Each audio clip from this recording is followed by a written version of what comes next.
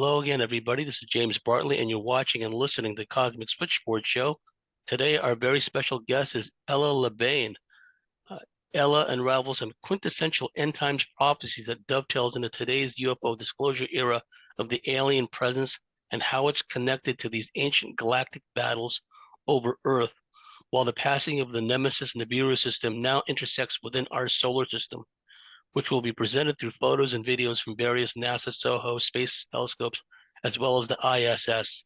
She will share her understanding of the real Star Wars that officially began during the Reagan administration when they launched the Strategic Defense Initiative dubbed Star Wars by the former President Reagan, which is detailed in her fifth book, The Heavens, along with connecting dots to the real Star Trek, America's real secret space program, proving truth is stranger than fiction. Ella connects dots to the historical clash of two kingdoms on Earth, evidence in the ancient Sumerian records as well as the historical biblical battles that have already taken place between various factions of alien races, while drawing on the great rejected Jewish scriptures that the Church of Rome deleted from today's biblical canon, which tells a much more detailed account of the Anunnaki and the Bible's fallen angel stories and where these survivors ended up. Ella will cover the question, why Jerusalem? Why Israel? And what is the connection between alien disclosure and Israel?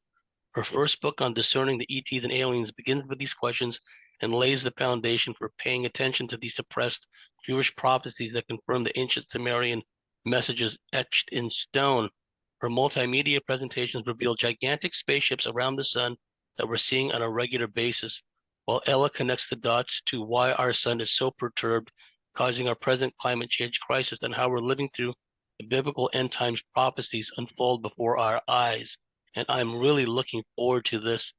Ella is a biblical scholar, an ET experiencer, and longtime UFO researcher. She's a member of both MUFON Colorado and MUFON National, and is the author of a highly popular original six-book nonfiction series entitled Who's Who in the Cosmic Zoo, A Guide to ETs, Aliens, Exoplanets, and Space Controversies. So without any further ado, Ella Lebain, welcome to the Cosmic Switchboard show. Hi, thanks, James, for having me. It's good to be here. Likewise, your information is so timely. In the recent past, I've had Pierre Sabak come on here, talk about the etymology, the philology behind a lot of the words embedded in phrases and terms embedded in our languages, ancient to modern times, which conclusively prove that aliens are here, that a lot of the language and terms that we take for granted actually has origins with these non-human beings. And I've had Dr. Joseph Burrell on here talk about the ancient interplanetary cosmic war. So you're a person right after my own heart. I actually had Dan Armstrong in here in the recent past talking about going over certain beliefs, certain sculptures that specifically talk about alien intervention, human sacrifice, the whole nine yards. So please tell us how you got started on your voyage of discovery. The floor is yours. Well, yeah, well, thanks. First of all, I want to say, to thank you for your work, because that's how I found you, was through my research. And back in the 90s, I've been kind of at this since the early 90s. I used to teach classes in Florida, ETs, aliens, or angels, and I met up with a bunch of different ufologists, Michael Lindemann, in fact, one of them, and he handed me Carla Turner's book, The Masquerade of Angels. And one thing led to another, and I found you because you were part of that core group in California, Southern California, and then of course Evie, who's become my friend and therapist. And I came across your articles that you published on the reptilians, and I had reached out to you, if you remember, asked for permission to quote you and use a little bit more than fair use. And it's in my first book, fourth edition, which was just put out last August, under the chapter, The Machiavellian Alien Agenda. So I just want to thank you for your work and contributions there. Because, Carla Turner's material really inspired me to get into the who's who in the Cosmic Zoo discernment. So that's what I'm, there's an old Chinese saying, you teach what you need to learn. And so that's been my journey. I had to learn discernment. I'm still learning it. So that's the purpose of my book series, is to teach that, expose it, kind of stimulate people to look at both sides. And so I started out with seeing things, as I guess I should go back and tell you that I was raised Jewish, and they sent me to Israel when I was in high school. So I spent high school in Israel and at Sde Boker in the Negev desert. And they sent me there to get an education. And I came back with Yeshua. So that's how I kind of got started on all of this, because I was 18 years old, and I was waiting on a visa to go to South Africa after I had graduated in July of 79. And of course, it's, middle of the summer there, dead heat in the desert. And I was held up for a month waiting on a visa to go to South Africa with my then boyfriend. And I was helping my principal clean out her office because we were the last English class. They closed it after us. I guess we broke the mold. And and a book, she gave me a book, and it was called The Late Great Planet Earth by Hal Lindsey. I'm sure you heard of it. And it turns out that book so happened to have been on David Ben-Gurion's coffee table when he died. And Sde Boker is where he not only started the kibbutz, which was a mile away, the field school, which is where I went, which was an arm, a department of the Ben-Gurion University in Beersheba. He was buried at Sde Boker, so right where we went to school. So that's why it was there, because his house was there and everything. So I'm waiting on a visa for a month. I had nothing better to do than read and lay in the sun and hang out. And 3 o'clock in the afternoon, out of the sun, literally, broad daylight, bright light. I was wide awake, not under the influence of anything. This being just appeared right before me, literally came right out of the light in the desert, and he said, "I am the Messiah, follow me." And I was gobsmacked. I was 18 years old. What did I know? And I was like, okay, and then disappeared. And meanwhile, I'm reading this book, and it's all coming alive to me as to why I had to learn the Old Testament, the Torah, and my final exams were on the prophets. So when I see, the late great planet Earth, and he's connecting dots between the Old and the New Testaments, and how I just came away with this understanding that that Yeshua, Jesus, really is and was and has been all along the Jewish Messiah. So, of course, they sent me to get an education. I come back with Jesus, and I was excommunicated from everyone, all my entire Jewish family, all my friends, even my boyfriend. That's the reason why we broke up. But I did get to South Africa, and I ended up spending 2 years there, working as a counselor to assisting missionaries through the Assemblies of God. And I went through 3 visas. And then when it was time for the 4th one to get approved, it was like the hand of God said, okay, no, they basically said you have to go back to the States to reapply, and then you can come back. And it was really the intervention of the Lord saving me for what was about to come down. So when I was there, I was immersed in this spiritual revival. Okay. I had never seen, I mean, of course, what did I know? I mean, I was 18 years old and I'm just like new at all this. Signs, wonders, miracles. I was working in Zulu land on a place called Kwasiza Bantu, and this 23-year-old African Zulu woman, um, she was very sick with kidney failure, kidney disease, and she died. And everyone was praying for her that she would come through, that she would heal, and she died. And they were getting ready to bury her and put, do the final funeral rites and all of that. And she woke up and she came alive and she was completely healed as if nothing ever happened.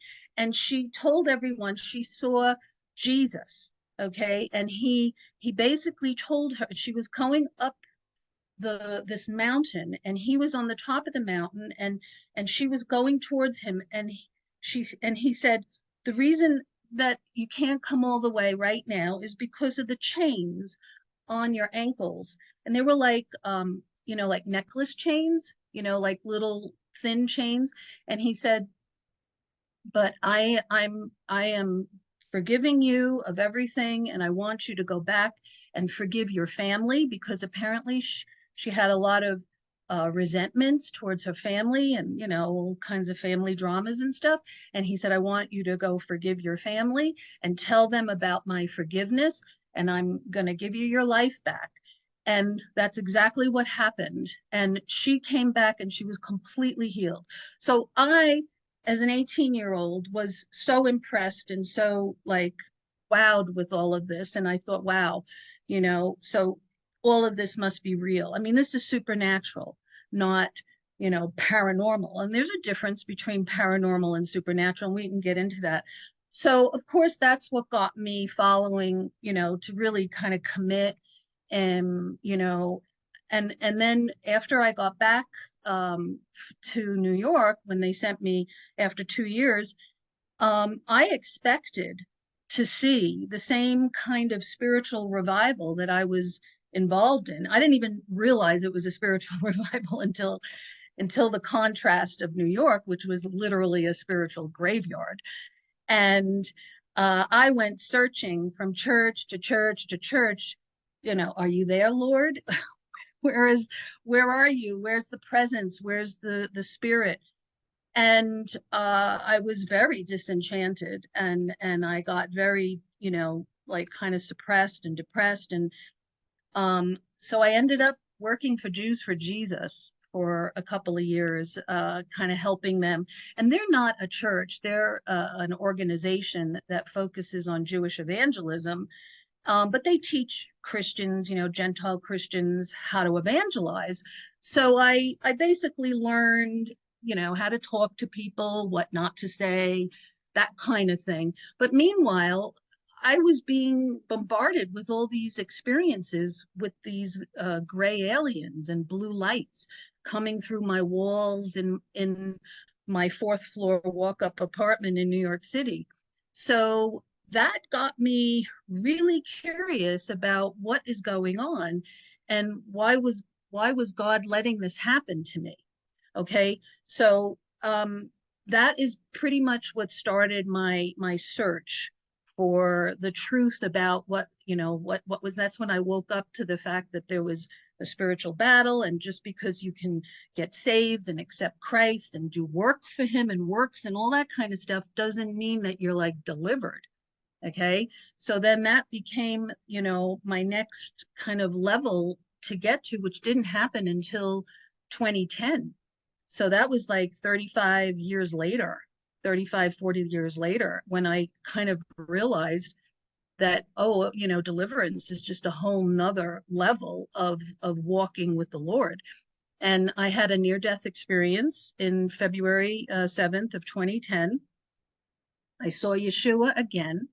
He took my hand. I mean, I recognized him immediately. I knew it was him. And I was at the time writing this book about the aliens, the Who's Who, the first one. And it was just all about, like like listing, every single, and I was collecting information from everybody since the 90s about who they were, who the alien presence was. And he basically said to me, you're going to be okay. I'm going to help you. I'm going to heal you, but I want you to rewrite, because I got very disenchanted with Christians. I forgot to tell you that part. So I sort of fell away because of anti-Semitism. All right. So I was judged. I was maligned. I was, not treated well in churches, but I never gave up my belief and that he was real, because I saw him.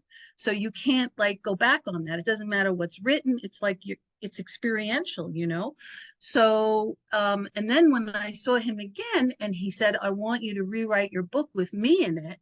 Okay. So I did, and it's now turned into 7 books, actually, because I'm about to put book 6 out, and my editor just told me it's too big. You got to split it into 2 books. So now we're going to have a book 7, and that's going to be the final one of the series. So the Lord has basically shown me a lot of like the contrast, why I felt the way I did, why I went through what I went through. And I'm not alone. I'm not unique. I'm not that special. A lot of people have I've met so many people who have gone through very similar experiences. So after my near-death experience, I sought deliverance, okay, because I realized that what led to it, what happened to me, what I was going through, the traumas that led to that. I actually had a heart attack, and it was caused by too much cortisol in my blood. So it wasn't, thank God, it wasn't the organs, it wasn't the heart, it was hormones that like and it was because I wasn't sleeping. I mean, I literally went days without sleep. Okay, so that sort of like not, and it was adrenal exhaustion, which is something that I saw is what these reptilians do, is that they drain people. And that's the whole thing with the adrenochrome and the and I was completely flattened because they drained me completely, okay, to the point of death. All right, but because it wasn't like my time to go and all of those reasons why people get sent back, so I got a new fresh start, I guess you can say. It took me a year and a half to heal from what happened. And while I was in that healing phase, I sought deliverance. And I started to realize that there was more to following Christ than just a belief or an intellectual understanding of the Bible, which I had. But this was something deeper, which was this battle going on over my soul and over everyone else that I knew. And so there is Who's Who in the Cosmic Zoo. That's what this is about, is this real Star Wars, like you said at the beginning, the real Star Wars. And it's the truth is stranger than fiction. It's in the Bible, and it's been going on for millennia. So there's nothing new, and all this stuff and all this talk about the visitors and how we're being visited, that also perplexed me, because these beings have been here all along. They've been living and coexisting. The real coexist is them. And what I'm uncovering through religion, through my studies of religion, is that they've been manipulating human beings through religious experiences, which is why there are so many people and there's so many cults and who think that they've had contact with ET, or and even I have had to question my own experiences. Was it really Jesus? Prove it to me. And of course I went through, and he does say, test the spirits, and one of the things that he says is how do you know who is who in which kingdom? Because there's basically 2 kingdoms. There's the kingdom of God, and then there's the draconian kingdom of Satan, darkness, all of that. So and here's the thing, it's not really fair, because the reptilians and the lizards and the draconian satanic kingdom of darkness counterfeits the kingdom of God. So that's what makes the game sort of interesting, because it's hard to tell them apart sometimes. So that's why we need discernment. So where do we get discernment from? We got to go to God, to the Holy Spirit, who gives you the gift of discernment. So this was something I didn't have, and I had to learn, I had to cultivate, and I had to ask for it, because Jesus says, you know, you have not because you ask not, you know, in James 4:2, I think. So you have to ask for these things. People think it's just some things they think are automatic, and they're not. And this is where I got into this level of spiritual legal ground, which is detailed in my first book, Why Jerusalem, and all of that, and how why the dark forces have this, like, they get legal rights to harass and attack people. And it was back in 1989, if you remember Bob Lazar, who came out of, you know, Area 51. Well, he told my friend Michael Lindemann, who put it in his book, The Alien Presence, Six Viewpoints. And he also told George Knapp this, that the aliens look at us as containers. That's how they view us, as, you know, humans. And I thought, well, isn't that interesting? Because, I mean, it's like a thesaurus word, right? Containers, because the Bible calls us vessels, okay? So vessels, containers, you know, same thing, right? So it really depends on, and C.S. Lewis said, there's no neutral ground in the universe. You're either owned by God or countered by Satan. So even people who are atheists, who don't believe in anything, they're still being used as a container for something because they're just not aware of it. Okay. So how much so can the people who are religious, who think that they have met this one or that one, or had a contact experience with this being, how can they be sure? This has been my burning question, that they are who they think they are. So I went, you know, so Jesus said, well, by their fruits, you will know them. So these fruits have to do with the fruits of the Spirit, which are characteristics, personality traits. And then, of course, there are personality traits, characteristics, fruits that belong to the reptilian, draconian, satanic kingdom of darkness. But because they have the ability to counterfeit, it makes everybody confused sometimes. So this is the purpose of the book series, why I did this.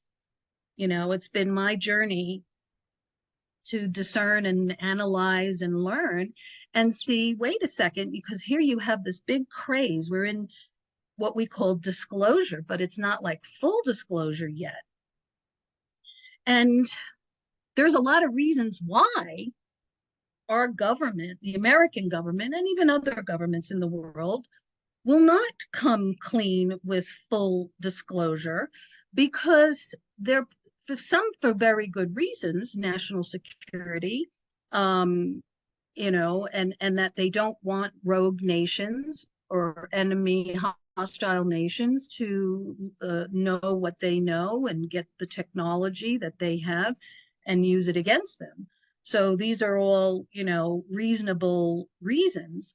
However, when you piece it together, which is what I've done with the Bible prophecy, and this was something they told me, okay? So this marked me at age 18 when I basically gave my life to Christ through the Assemblies of God, and they all saw that I had all these books. I had astrology books, UFO books, Chariots of the Gods, all this stuff, and they said, you got to give all that up now. They said, have nothing to do. I'll never forget this. This is what started this journey for me. Have nothing to do with the UFO phenomenon, because when the rapture happens, the devil is going to lie to the rest of the world that the Christians were all abducted by aliens. And at 18 years old, I went, huh? And that started all of this for me. So what have I come to in terms of a conclusion? Well, they had a point. Let's just say that, because it's in the prophecy, all right?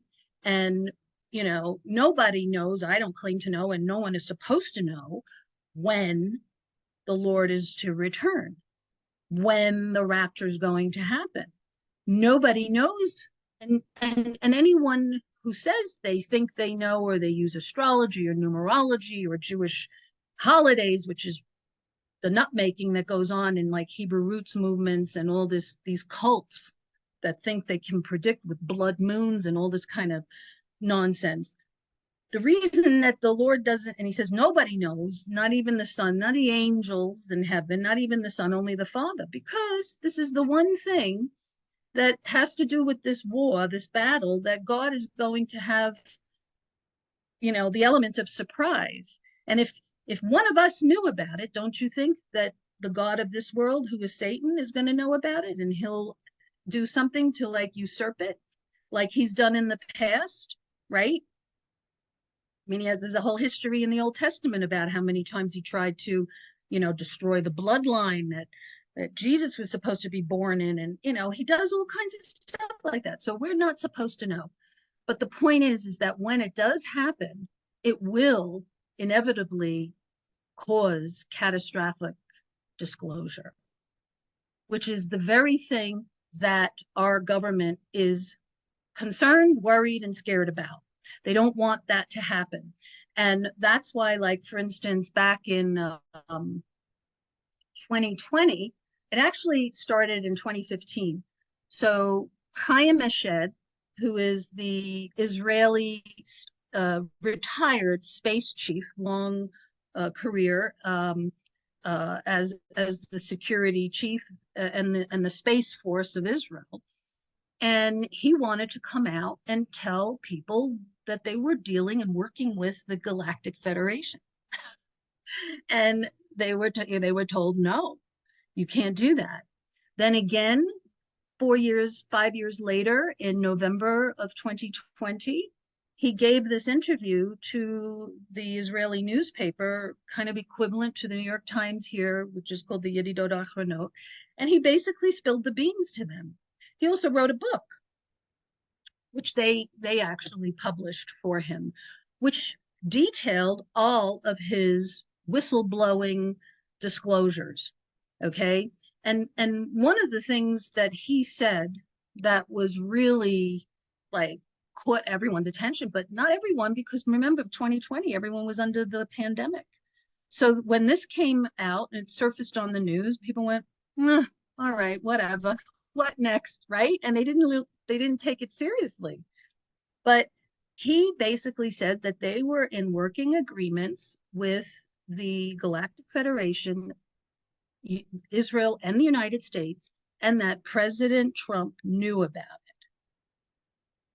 Okay, well, this is like, I mean, you can't make this stuff up. And this guy has more credibility than like anyone. I mean, he's like 88, he was 88 years old when this happened, which I find kind of interesting that a lot of these octogenarians, they want to spill the beans late in life, because he even said, what have I got to lose? Right? And it was like they want to leave something behind, like William Tompkins, same thing. MUFON did their whole symposium on his whistleblowing disclosures in 2017, the secret space program. And then, on that big eclipse, August of 2017, he died on that morning, natural causes. But the point is that I've been collecting what these whistleblowers are saying, because if it wasn't for the whistleblowers, we'd all be like mushrooms, you know what I mean? Kept in the dark and fed, you know what I mean? And thank God for the whistleblowers, because they know, as human beings, that we have the right to know some things about what's been going on. And as a researcher, I can understand and have respect for our government, the United States government, the Israeli government, even other governments of the world, who want to keep certain things secret for security purposes. Now, back in the 30s, 40s, 50s, and 60s, they were always doing these culture tests, social tests to see where people were at. how they would handle this type, because they've known about this since World War II. Okay.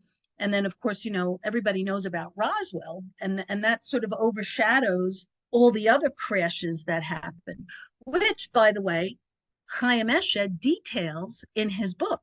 So he basically corroborated everything that David Grush said a year ago, July of 2023, to Congress when he talked about like the crash in Italy in 1933. Eshed put it in his book in detail, and Russia, here in the United States, all over the planet, there's been crashes and retrievals, not only of the technology, but of the bodies. So one of the things that Eshed disclosed was there was a crash. I think it was in Siberia or somewhere up in Russia, and they found human bodies, okay, that were attached to some kind of oxygen apparatus. Okay, so now they're coming out with, could these beings be us in the future? And that's what the talk is in, the university, in this new Harvard University study, which I found very vindicating because I published this in 2012, that the alien presence is here. They're inside the planet. They're under the ocean beds. They're in the mountains. They're underground. They're deep inside the earth. They've been living here for millennia. And that's why religions and mythologies have all these, stories of seeing these beings, calling them all kinds of things, fairies and elves and trolls, And I mean, even Jacques Vallée, who's like one of the leading ufologists and scientists, he even said that, that this has been happening for the longest time, and that he even said demonic activity is equivalent to people who have had alien experiences.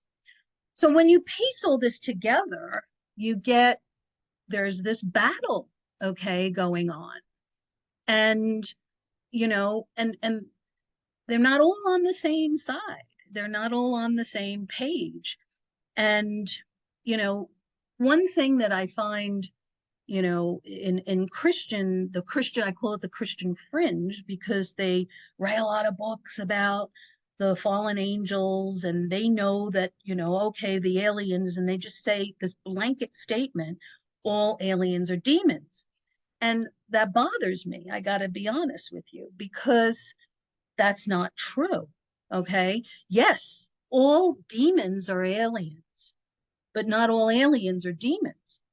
So I prove this through scripture. Okay. Because if you're going to talk to Christians, you got to talk the word of God. And the scripture talks about the creator God, the Lord, who actually created alien creatures to serve him, to serve his throne. And they're detailed and described in the book of Ezekiel. I mean, these beings with 6 different wings and beings with all these different eyes. I mean, okay, maybe those are spaceships, but they're living ships. And when we go and look to science fiction, for instance, so let me just sidestep here, just to insert this in, is that this is one of my monikers, is the truth is stranger than fiction, because back in the 50s, there was a think tank, the Majestic 12. They decided, okay, we're going to have to control the information. All right. So how are they going to control the information and yet get people prepared? Because they knew, based on several different social tests, like War of the Worlds, the Orson Welles thing, that was one of them in the 30s. But there were other tests that happened, and they realized that people just were not ready for this. They had to be mentally, spiritually, culturally prepared.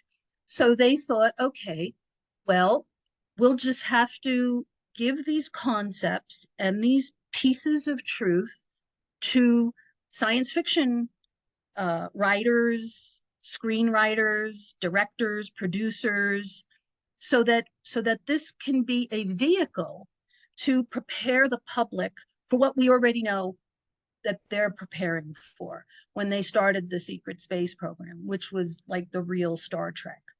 And there's a whole story behind the interaction, the relationship between Gene Roddenberry and these two admirals. And he was fed this information about the future tech. So it became futuristic, not necessarily science fiction. Okay, more like future, because there's 68 different technologies that the original Star Trek showcased in the 60s that is now our reality. Okay, just so to you interject for a couldn't second, really, also, Arthur C. Clarke was yeah, one of those people that were working as consultants with Gene Roddenberry. Clarke was a longtime CIA intelligence asset, and it was through Clarke, I believe, that Roddenberry was introduced to a contactee who'd had a number of experiences with human-looking aliens, and this contactee was the one that told Gene Roddenberry about this Galactic Federation, about these alliances with certain ET groups, right? And so that a lot of that became the basis for the Star Wars saga. But please continue. yes, I agree. That is very true. And Arthur C. Clarke said a lot of things that were true, and he knew what was going on. But the point is that people couldn't handle this.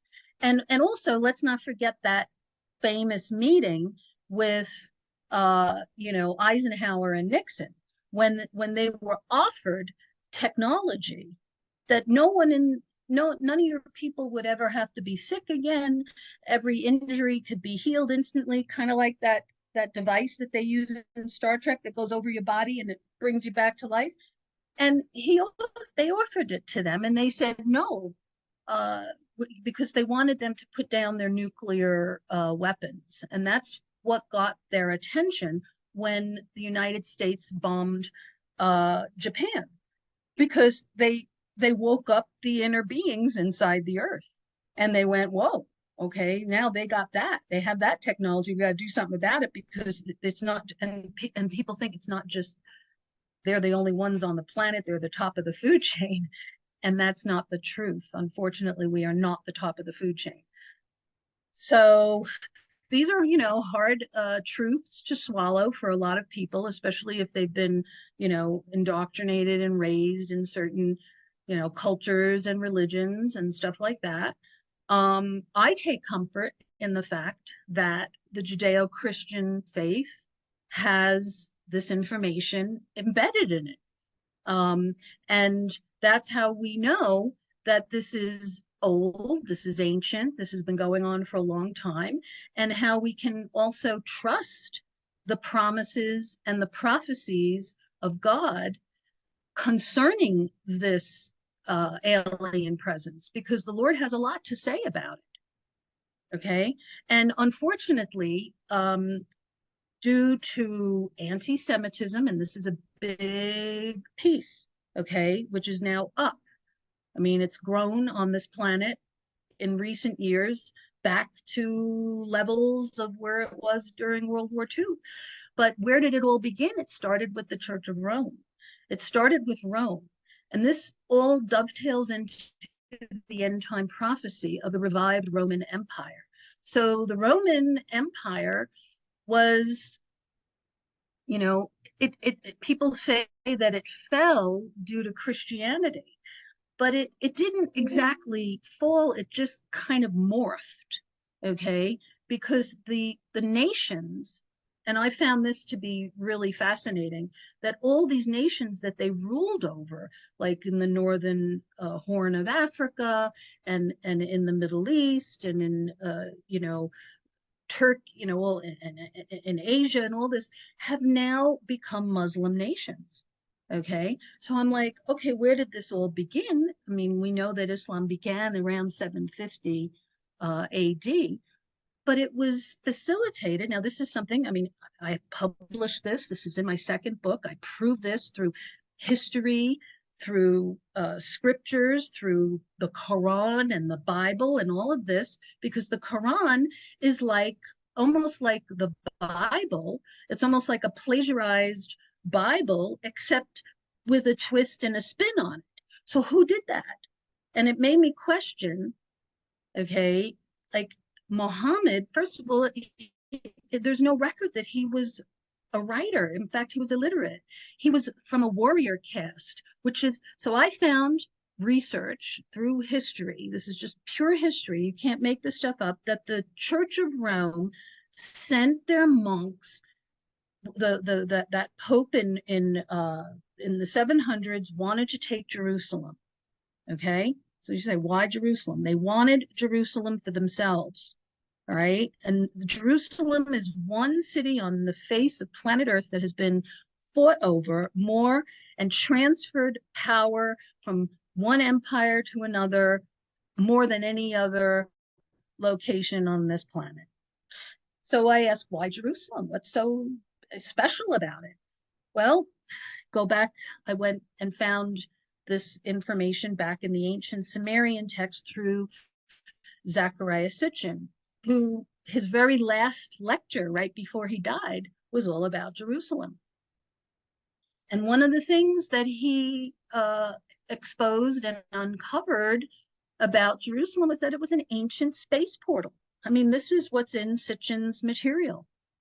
So I thought, okay, well, maybe that's why they're all fighting over Jerusalem, because there's some kind of opening there that takes you into another world, another planet. There's a lot of coming and going, which is why there's so many changes of the guard. Okay, the Roman Empire, the Ottoman Empire, the British even. And so anyway, back to the Church of Rome. So I found out that they went after Muhammad because he was a warrior caste family and wanted to groom him to take Jerusalem for Rome. So they did. They groomed him. That's where the Quran came out of. That's why the Quran is almost like identical to the Bible, because they were written by monks, but with a twist. That's how Islam got started. Okay, as a competing religion to Christianity, all right? And Muhammad did take Jerusalem, but he didn't give it to the Pope. So, and then of course, the rest is history. That's the Crusades began, and he wanted to keep it for himself. So, and this is where we're at now, okay? Because they're still fighting over Jerusalem. So when Obama, my first book, which was published in 2012, starts off with the first chapter, why Jerusalem, because during the Obama administration, which was something unprecedented to American Jews, okay? So there's a lot of Americans that live in Israel for different reasons, okay? And then they have babies, okay? Life happens, right? And so when babies are born, they get a birth certificate, and that birth certificate is supposed to say the date, the time, and the place of birth. Well, under the Obama administration, he wrote an executive order basically forbidding them to write on their birth certificate the place of birth would be Jerusalem, Israel. If they were, of course, born in Jerusalem, they couldn't have the word, Israel afterwards. Okay, so of course this created lots of lawsuits, and one thing, after another, people were like, I mean, this is a world where everyone is fighting over their identity, right? Or at least their perceived identity. So here was like, oh, they wanted to have that they were born, but Obama wouldn't give them that because as far as he was concerned, Jerusalem didn't belong to Israel. Okay, so this is the Muslim perspective. This is the Palestinian, the Gaza, all of this stuff, which is ancient. Okay, so let me just say this for your listeners, just in case you haven't heard this. I'm sure you already know this, James, because we're friends on Facebook and you see my posts. The word Palestine was coined by the Romans. It was Latin Palestina, which was their word for the Philistines. The word Philistine comes out of the Bible, and the Philistines hung out. Their land, their peace, their turf was what we call today Gaza. The Gaza Strip was the land of the Philistines. So they were arch enemies to the ancient Israelites. So when Rome took over Israel, they wanted to basically stick it to the Jews and oppress them, and that's where the word came from. They called them Palestinians as a mockery. It was rooted in anti-Semitism. Okay, and that's where you have, that's why there's no real Palestinians, because they identify that now because that's what it's called now, but back in the past they were Philistines, and they were giants. And everybody remembers the famous story in the Bible with David and Goliath. Goliath was a giant and he was a Philistine, and they all hung out in that Gaza Strip. So here we are, we've come full circle from thousands of years, and they're still fighting over that same piece of land and that portal and the people, who belongs to who's this, who's that, all of that. One thing that I have found to be a common denominator, like, how are we going to pull all this together? How are we going to heal all these divisions and rifts and battles? Only this is the job of the Messiah. He's the only one that is tasked and has the supernatural power to do that. And he's doing that through the agency of the Holy Spirit, which is why he said in the last days, your young men will see visions and dream dreams, and the Spirit will be poured out on everyone. Okay, so it's not about, like, your status in the temple or your status in the church. It's about how the Spirit is moving. And this is why today, okay, as we speak in 2024, I'm getting reports of hundreds of Muslims that in Gaza, the so-called Palestinians that are there fighting for their lives, having visions of Jesus, having visions of Christ, and coming over to see him as the Messiah. I mean, this is supernatural, okay? And he is the common denominator that brings all of us together, that can bridge the gap between the Jew and the Arab, the Jew and the Gentile, and all of us, okay? So it doesn't matter who you are, where you came from. We're all kind of a potpourri, on this planet by now, and by design. So I proved this in my 4th book. Like, where did all the lost tribes of Israel go? And I did all this research and found out that they went all over the place. There were 2 diasporas from Israel when the Jews got driven out of the land. And they were all over the place. They were in Europe, they were in Afghanistan, they were in Japan, they were in China, they were in Africa. And now, at the end times, they're all called back to the land of Israel, which is why eschatologists, Christian eschatologists, believe that the end times began when Israel became a state in 1948. So this is something that the United Nations has been trying to undo, okay? And that is the basis of World War III, which is where I believe we're already in. We've begun. So, and it's just, like world wars, they don't have to go on for decades. They can be fought and done in 5-7 years, right?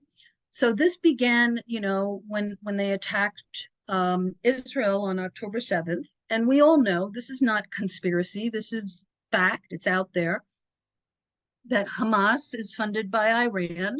Hezbollah are proxies of Iran. The Houthis, in Yemen,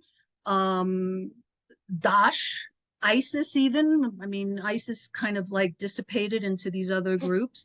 It's all part of the same ball of wax, or the same 10 heads of the same dragon, which is jihad, okay? And nobody wants to talk about that, okay? Because, during the Obama administration here in America, it was suppressed. You couldn't even string the words together, radical Muslim terrorist. You couldn't do that, okay? Even though that's what they even identified with themselves. And we all know, based on the current events and the situation in our world, that Islam is split into two parts, right? You've got the secular ones, and the ones who are into jihad, who think that is the ultimate expression of their faith, is to kill the Jews, wipe Israel off the face of the earth, genocide the Jews, and like erase history. And that's not a conspiracy. That is their modus operandi. That is their plan. They chant it, they say it, they're right out there speaking it. So like, at what point do we like take them seriously? Okay. And this is the battle between these two kingdoms now, that it all seems to funnel and come down to Israel. All right, which is where I believe what our government is trying to suppress by preventing catastrophic disclosure will inevitably happen as a result of this end time war, which the Bible says is going to be fought in the air for the whole world to see, which is, let's just call that a Star Wars type scenario. Yes, and if you look at the Islamicization, I'm trying to pronounce it properly, of the planet, essentially, right?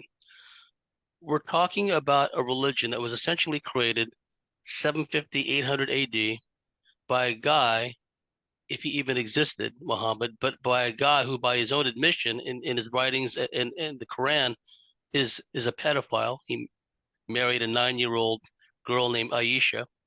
I saw a video recently where a guy in Britain was talking about this. He was in a street corner and he was saying to a group of Muslims, it was like Muhammad married a 9-year-old Aisha. He was a pedophile, right? And he was assaulted basically by a bunch of not only Muslim men, but women too. And I've talked about this also, the problem of consanguinity, if that's how you pronounce it properly, where if you go back clear into ancient times, incest and sexual relations and offspring between close relatives is still to this day the norm in a lot of these Islamic countries. And because Yes. of that incessant interbreeding, and let's face it, folks, incest is not a matter of consensual sex. If a father wants to have sex with his daughter over there, or an uncle with his niece, it's not like, oh, niece, do you feel like, it's nothing like that. So the conception and the offspring that is begotten from these unions, if you want to call it that, is based on trauma to begin with, right? So you combine that, this incessant inbreeding, the concept of the jinn, of non-human spirits. A lot of these Islamic types are constantly hexing each other. That's another thing people don't realize.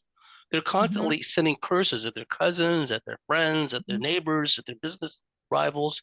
So the concept of supernatural spirits, enchantments, hexes, and curses is well embedded in their culture. And if you look at it from the standpoint of the Islamic jihadist conquest mentality, the way that they've been allowed to pour in to the West, where in their ideology, in their culture, where I've seen videos of Islamic women saying it's perfectly fine with us if Islamic men want to rape, European women. It's perfectly fine. It's perfectly fine. And also we talked about the pedophilia aspect, the consanguinity, and how this is cultural, this is ethnic. Because if you look at Indonesia, which has the largest Muslim population in the world, you don't have these stories of the Indonesian Muslims going around doing all this. So they can be repressive and brutal towards the East Timorese and Papua New Guinea and places like that, because they do have a hardcore military junta essentially that's closely aligned with the CCP. But these stories of Indonesians going around the West and decapitating, mutilating, raping, and what have you, that you just don't hear that. So there's definitely a ethnic DNA aspect to it, and the DNA is a portal. It's a transceiver of information, a sender and receiver of information.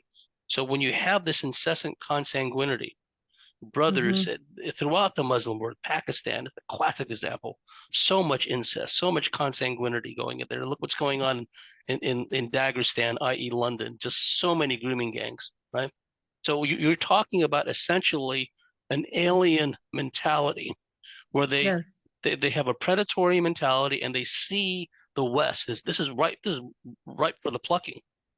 These little children, they're ours for the taking, is the mentality. And the Hmm. way that it's allowed and the way that the natives in Britain and in Europe are suppressed when they say we're tired of these incessant rapes, we're tired of these murders, right? Hmm. So what we're seeing I see it as Sauron's army on the march, is how I see it, Yeah. right? Yeah. And Yeah. it's Yeah. getting to the point where it's either this is the kingdoms that you're talking about. You're either Right. on one side or the other. There's not going to be any middle ground. And a quick point I want to Right. make, and this has been a fascinating first segment, Ella. Uh, you brought up Trump and you brought up uh, Ben Gurion earlier. Well, Ross Coulthart, I don't know if I'm pronouncing his name right, but I think he's from Australia and he's done a lot of research and public talks Nation. Hmm. about UFOs and UFO disclosure, et cetera. He said that, like you alluded to earlier, that Trump has been briefed up. There's no telling just how much he knows, but apparently, according to Ross Coulthart and his sources, Trump knows quite a lot. Now, I'm satisfied JFK got bumped off because he was going to come out with disclosure sooner than they wanted. The Majestic and Alan Dulles and others said, no, that's not going to fly. I So agree they with that. created, so they created all these cover stories, disenchanted Cuban, anti-Castro, rebels, et cetera, the mafia, and they were all tied in, but that wasn't the Right. underlying reason. And then, if you look at what happened, you brought up Reagan earlier. Chances are they were tapping Reagan's phone lines. They always do anyway for presidents, and also his correspondence. And it became apparent to him that he had aliens on his mind because Oh yeah. when he was on governor of California, he was on a plane. I think they were flying back to Sacramento, somewhere around Bakersfield, the UFO hotspot. I've seen stuff there. Uh, in the plane he was in, they saw a UFO, and then Reagan was That's fascinated right. by the subject ever since then, at least. So, what if, in our example, Reagan was going to try to do with JFK and come out with disclosure because they tried to bump him Oh off in his yeah. first term, right?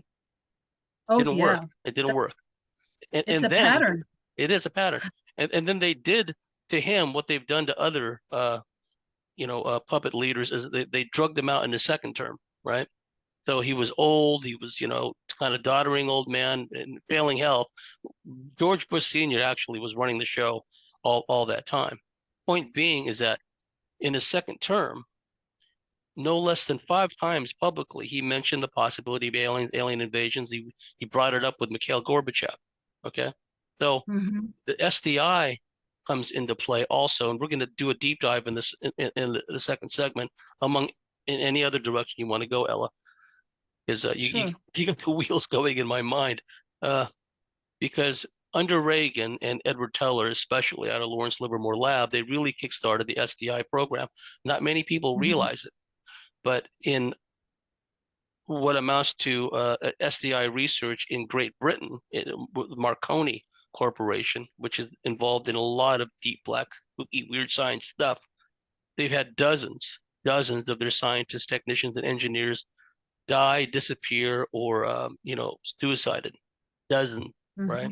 Hmm. Hmm. They're Hmm. directly related to SDI research. What Reagan had in mind was creating an SDI, which predated Trump's idea of a space force by decades. What if SDI was not so much geared up towards the Soviets, but to this alien threat, which Reagan was alluding to over and over.